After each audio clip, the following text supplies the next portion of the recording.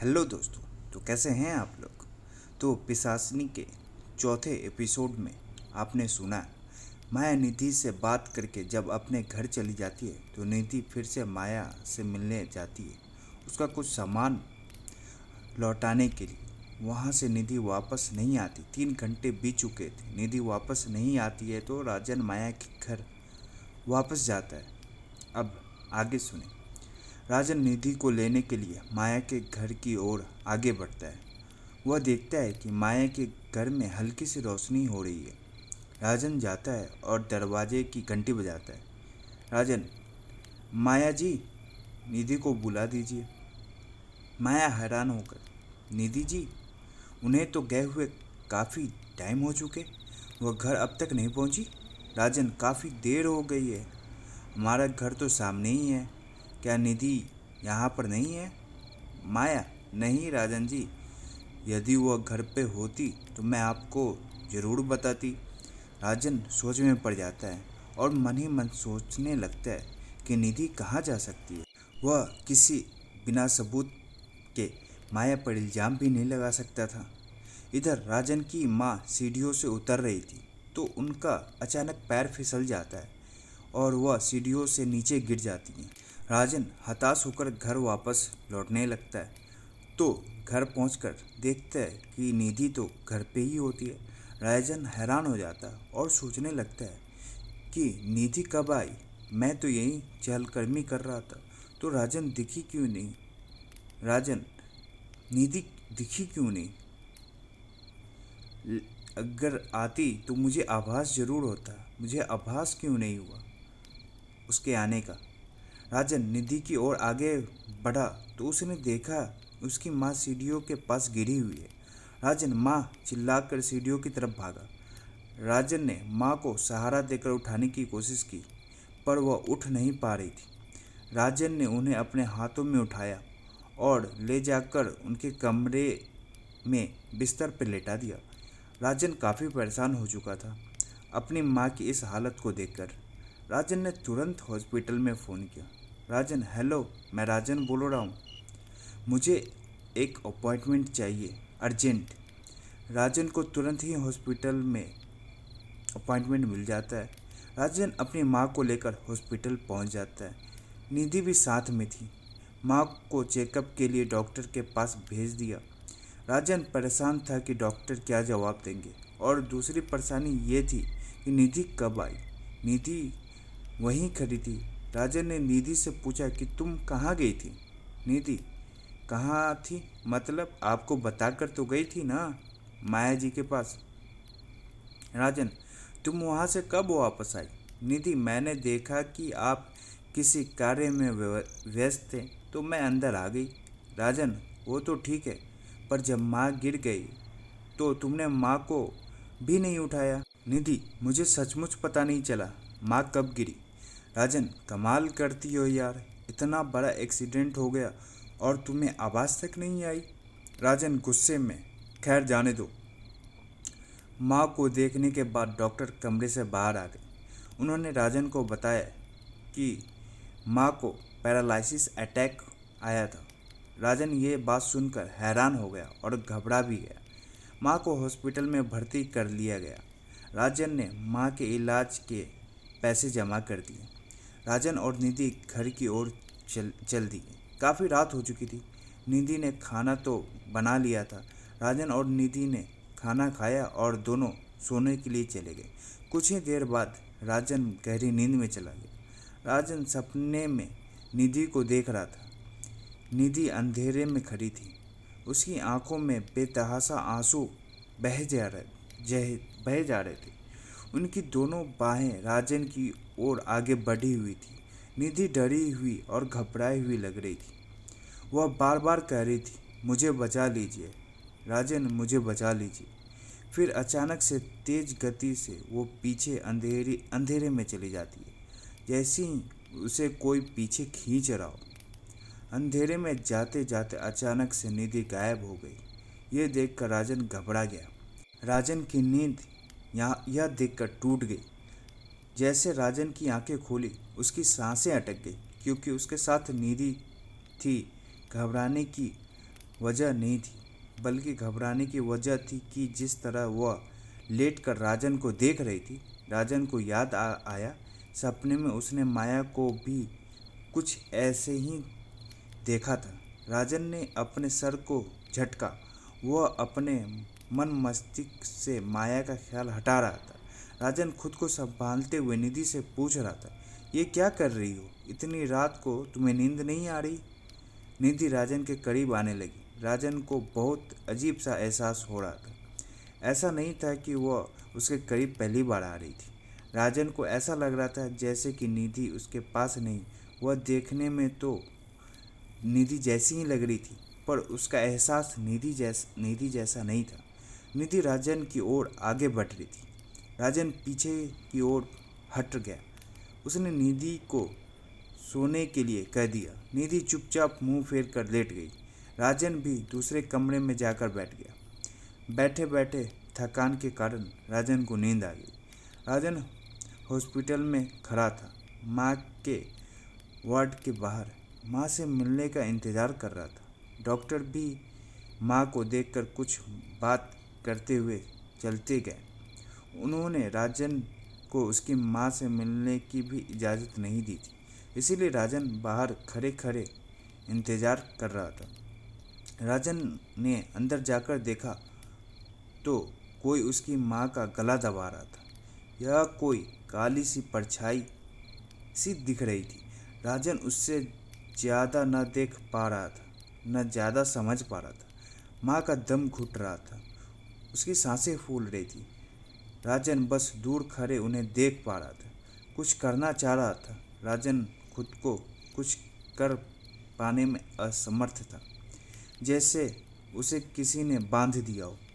इस कारण राजन व्याकुल महसूस कर रहा था। व्याकुलता इतनी बढ़ गई कि राजन की नींद टूट गई। उसे पसीना आ रहा था। राजन परेशान हो रहा था। अचानक उसे अपने घर में बदबू आने लगी। राजन उस बदबू को समझने की कोशिश कर रहा था। जितना वह समझ पा रहा था, उसके अनुसार यह बदबू खून की थी। अचानक से राजन के मन से बस निधि का ख्याल आया। निधि निधि ठीक तो हो ना, वो मन ही मन सोचने लगा। राजन तेजी से उठकर कमरे की तरफ भागा। उसने देखा कि निधि वहाँ पर नहीं थी। निधि को उस कमरे में न पाकर राजन घबरा गया। उसकी घबराहट बहुत ज़्यादा बढ़ गई। भागते हुए हाँफते हुए इधर उधर निधि को ढूंढने लगा।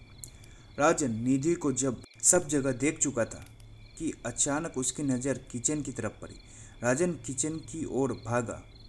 बदबू तेज होती जा रही थी। राजन किचन के दरवाजे पर खड़ा दृश्य को देख रहा था। राजन ने देखा कि एक परछाई वहां बैठे एक चूहे को कच्चा खा रही थी। उस अंधेरे में उस परछाई की केवल आंखें और दांतें दिखाई दे रही थी, जिन पर खून लगा हुआ था, और हाथ में एक चूहा का शरीर जिससे खून टपक रहा था।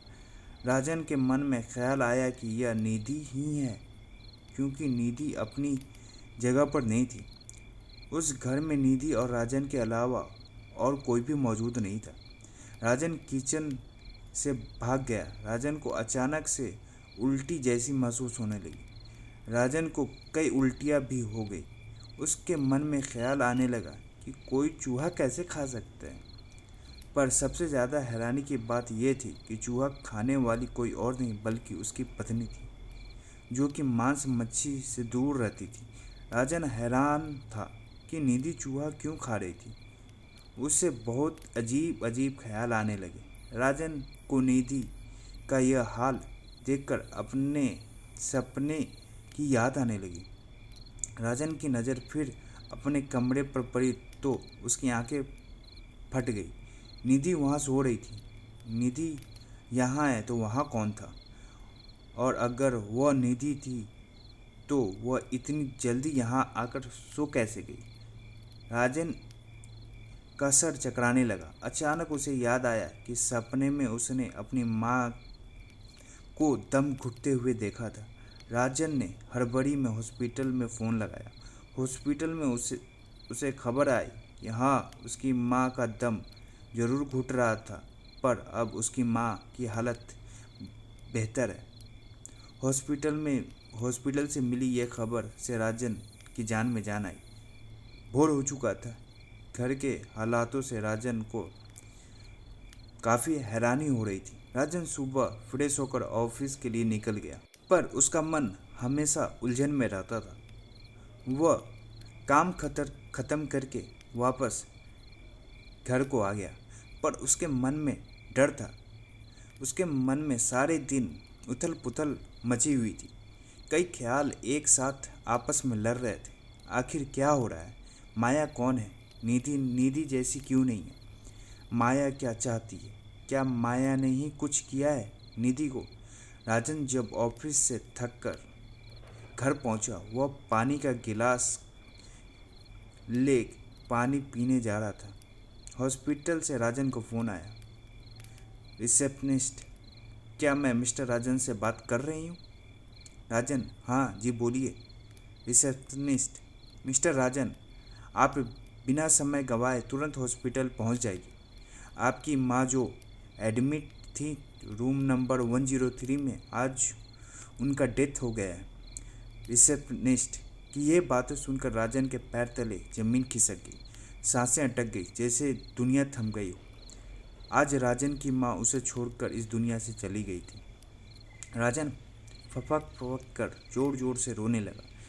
निधि उसे सांत्वना देकर चुप कराने लगी। राजन और निधि दोनों हॉस्पिटल गए और माँ की बॉडी को रिसीव किया।